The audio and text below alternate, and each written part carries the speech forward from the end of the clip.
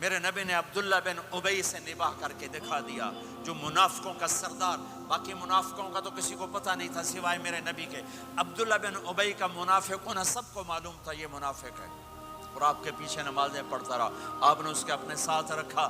ایک دن آپ پانی پی رہے تھے، عبداللہ بن ابی کے بیٹے عبداللہ پکے صحابی تھے، کہنے لگے یا رسول اللہ تھوڑا پانی تو بچا دیں۔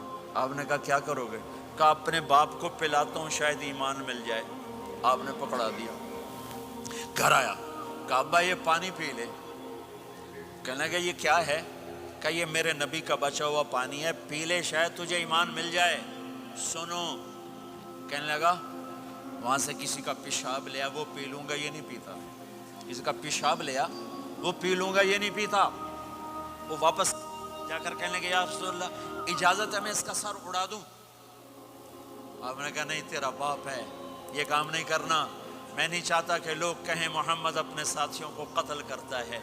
اور جب وہ مرا کم وقت ان کے بیٹے آئے، یا رسول اللہ میرے باپ کو جنازہ پڑھائیں گے؟ آپ نے کہا پڑھاؤں گا۔ کفن دیں گے؟ کہا دوں گا۔ کہ اپنا کرتا دے دے، آپ نے کرتا اتار کے دیا، جا اس کو کفن دے دو کہ شاید کم وقت بخشا جائے۔ ہے، اور اب اتنی نفرت ہے کہ ایک دوسرے کا جنازہ بھی نہیں پڑھتے، سلام بھی نہیں کرتے، مسجدوں میں لڑائیاں ہو رہی ہیں۔ آپ نے کرتا دیا، اس کو پہنایا، آپ جنازے کے لیے کھڑے ہوئے، حضرت عمر آگے آ گئے، یا رسول اللہ آپ کو پتہ یہ کون ہے؟ کہ عمر مجھے بتاتے ہو یہ کون ہے؟ مجھے نہیں پتا کون ہے۔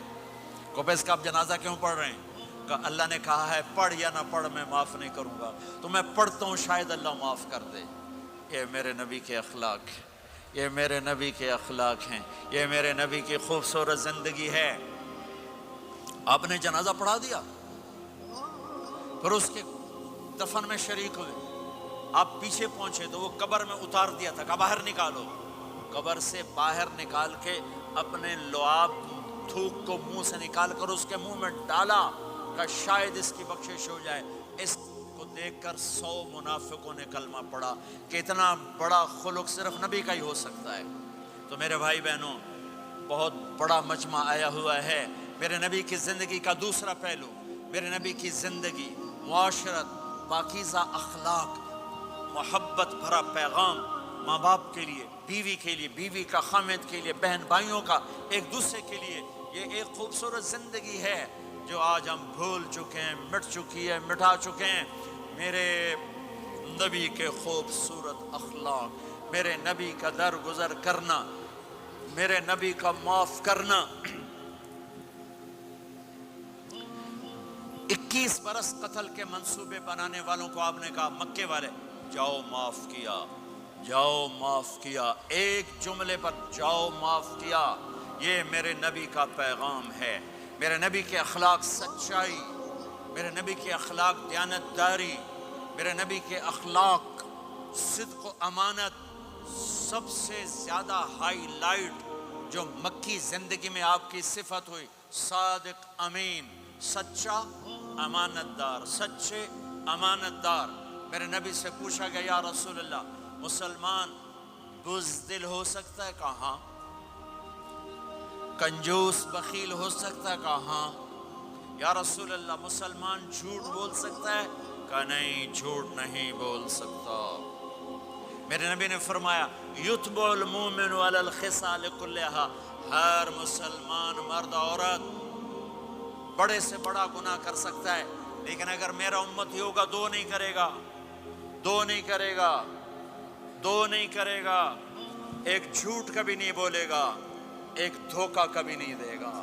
ایک جھوٹ نہیں بولے گا، ایک دھوکہ نہیں دے گا، ایک جھوٹ نہیں بولے گا، ایک دھوکہ نہیں دے گا۔ اور جب اللہ تعالیٰ جنت میں سب سے پہلے اپنا دیدار کرائے گا سب کو جنت میں، بھائیو یہ تو کوئی زندگی کوئی نہیں ہے۔ جب مال جمع ہوتا ہے تو موت آ چکی ہوتی ہے۔ آپ لوگ یہاں ہجرت کر کے آئے، بنتے بنتے کچھ بنے تو موت دستک دینے لگی، گھٹنے درد کرنے لگے، آنکھوں پہ چشمے چڑھ گئے، سوٹیاں ہاتھ میں آ گئیں۔ جب مال سے نفع اٹھانے کا وقت آیا تو موت سر پہ آ گئی۔